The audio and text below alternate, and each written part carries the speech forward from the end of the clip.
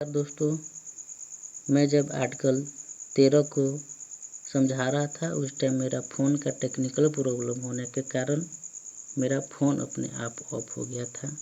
इसीलिए मैं आप लोग के लिए आर्टिकल 14 नहीं समझा सका।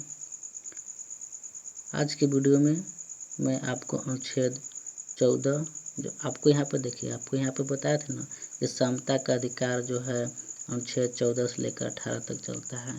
तो अभी जो हम लोग अनुच्छेद 14 से लेकर 18 तक पढ़ेंगे, इसमें आपको समता का अधिकार है, यानी सब इसमें जितना भी हम लोग इसमें पढ़ेंगे ना, इसमें अगर ध्यान से आप पढ़िएगा, इसमें जरूर पाइएगा कि सब केवल समान होने के लिए कह रहा है।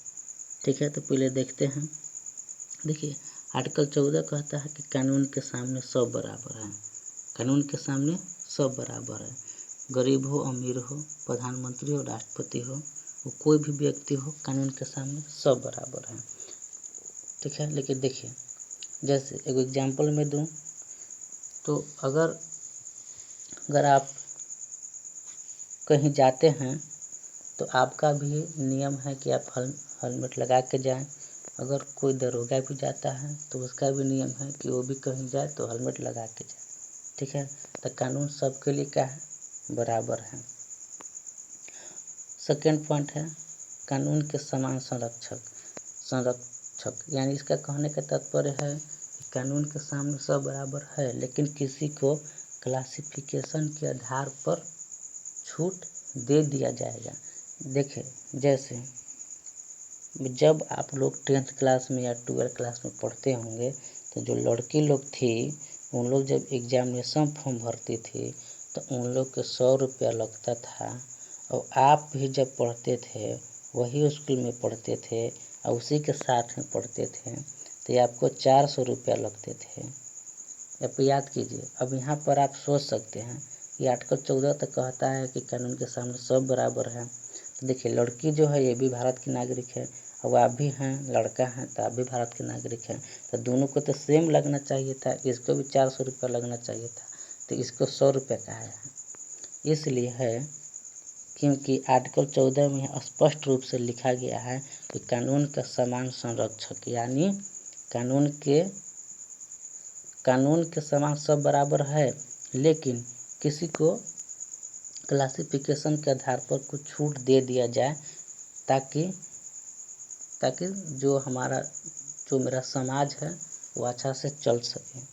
देखिए, जैसे अगर आप ट्रेन वगैरह में जाते होंगे ना, तो जो बच्चा लोग जो 18 साल से कम का जो होता है, 18 साल से कम है तो उसको हाफ टिकट लगता है, और जो 18 साल से ऊपर में है तो उसको फुल टिकट लगता है ना। तो आप ये भी सोचते हो कि अच्छा ये भी भारत के नागरिक है, हम भी भारत के नागरिक है, तो एक हाफ काहे लग रहा है, हमको फुल काहे लग रहा है। ठीक है, लेकिन ये आर्टिकल 14 में लिखा गया है, स्पष्ट रूप से लिखा गया है कि क्लासिफिकेशन के आधार पर इन लोग के छूट दिया जाएगा। अब यहाँ देखिए, आर्टिकल 14 में ही था कि कानून के सामने सब बराबर है। आप लोग के मैं एक इमेज दिखाना चाहता हूँ।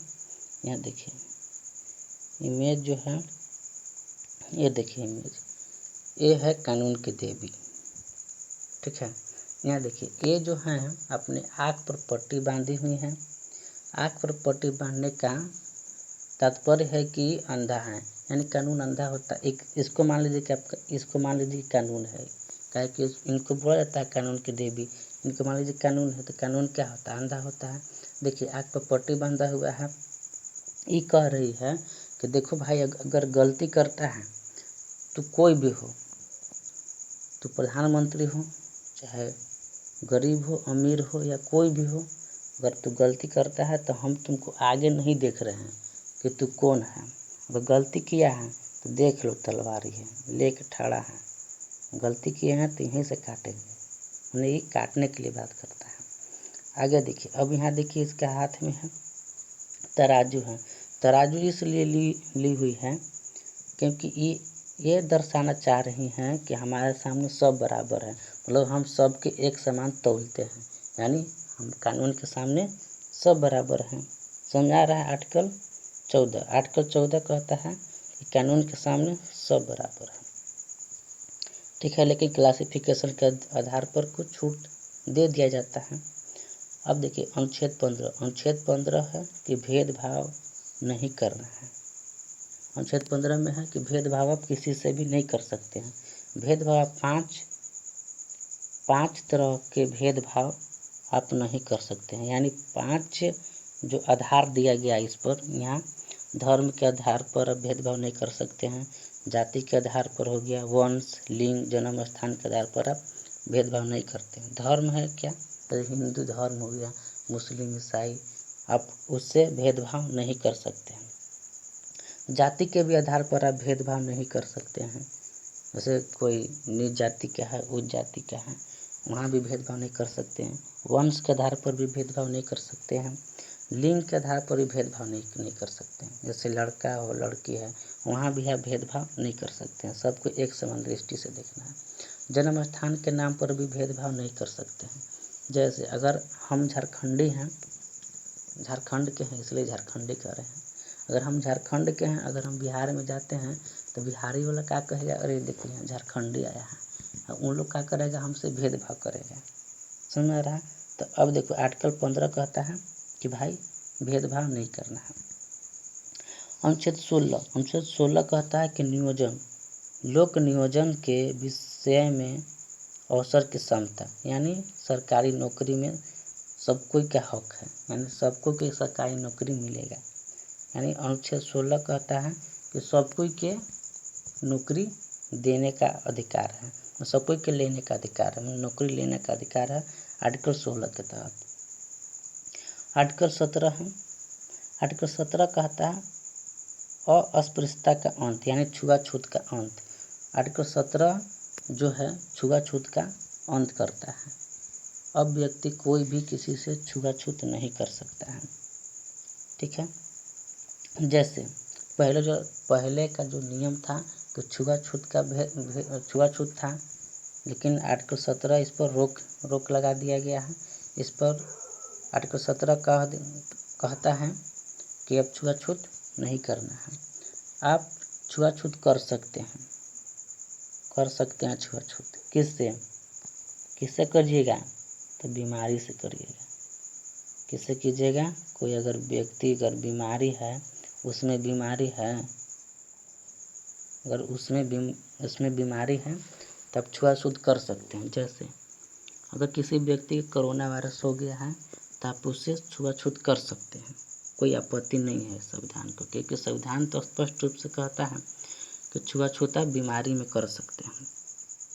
आर्टिकल 18 कहता है कि उपाधियों का अंत, यानी उपाधि अब लगाना नहीं है। जैसे कि पहले के ज़माना में व्यक्ति जो पहले के ज़माना में जो थे, जैसे राजा लोग जो कि बहुत उच्च जाति का है, उन लोग एक व्यक्ति से दूसरे व्यक्ति में श्रेष्ठता दिखाने के लिए अपना नाम के आगे महाराजा, राय बहादुर, शमशेर बहादुर, सुल्तान, ये सब जो था, महाराणा, ये सब उपाधि लगाते थे। लेकिन संविधान जो है आर्टिकल 18 कहता है कि अब भाई उपाधि नहीं लगाना है, क्योंकि सब अब एक समान है, हमारे दृष्टि से सब एक समान है। अब आप महाराजा ये सब नहीं लगा सकते हैं। समझ सकते हैं कि आर्टिकल 18 उपाधियों का अंत कर दिया है। लेकिन उपाधि आप लगा सकते हैं, कहाँ लगा सकते हैं, तो अगर आप शिक्षा ग्रहण करके कोई उपाधि ग्रहण किए हैं तो आप लगा सकते हैं। जैसे अगर आप शिक्षा ग्रहण करके डॉक्टर बन गए हैं तो बहुत गौरव के साथ, बहुत शान के साथ लिख सकते हैं डॉक्टर फलना कुमार। अगर आप आईएएस बन गए हैं तो लिख सकते हैं आईएएस फलना कुमार। अगर आप इंजीनियर हैं तो लिख सकते हैं इंजीनियर फलना कुमार। इससे संविधान की कोई आपत्ति नहीं है। और सेकेंड है रैंकिंग के आधार, मैंने रैंकिंग भी आप लगा सकते हैं। जैसे अगर आप दरोगा हैं तो लिख सकते हैं दरोगा फलना कुमार। ठीक है, दरोगा हो गए हैं, आईपीएस हो गए हैं, ये सब रैंकिंग के आधार पर आप लगा सकते हैं। तो देखिए आर्टिकल जो हम लोग पढ़ें 14 से लेकर 18 तक, इसमें देखिएगा आप ध्यान से, अगर आप देखे होंगे तो इसमें देखिए हमेशा समानता की बात कहा है, मतलब सबको इसमें क्या किया है, समान बना दिया। देखिए तो 14 तो बोला था कि सब समान है। अब देखिए 15 भी बोला कि भाई भेदभाव नहीं करना है, यहो बोल रहा है कि सब समान है। अब 16 में भी बोल रहा है कि भाई देखो नौकरी का अधिकार सब कोई के है, न सब अब समाने है, नौकरी सब कोई लेगा। 17 में भी कह रहा था कि छुआछूत नहीं करना है, अब सब समान हो गया। 18 में भी बोल दिया कि उपाधियों का अंत है, अब कोई राजा महाराजा और शमशेर और सुल्तान नहीं लगा सकता है। लेकिन शिक्षा के अगर शिक्षा ग्रहण करके जो अर्जित किया है वो लगा सकता है। तो देखिए आर्टिकल जो है 14 से लेकर 18 तक ये हमको समता का अधिकार देता है। हम अगले वीडियो में स्वतंत्रता का अधिकार आर्टिकल 19 से लेकर 22 तक अपलोड करेंगे। ठीक है, मिलेंगे अगले वीडियो में, तब तक के लिए जय भीम, जय झारखंड।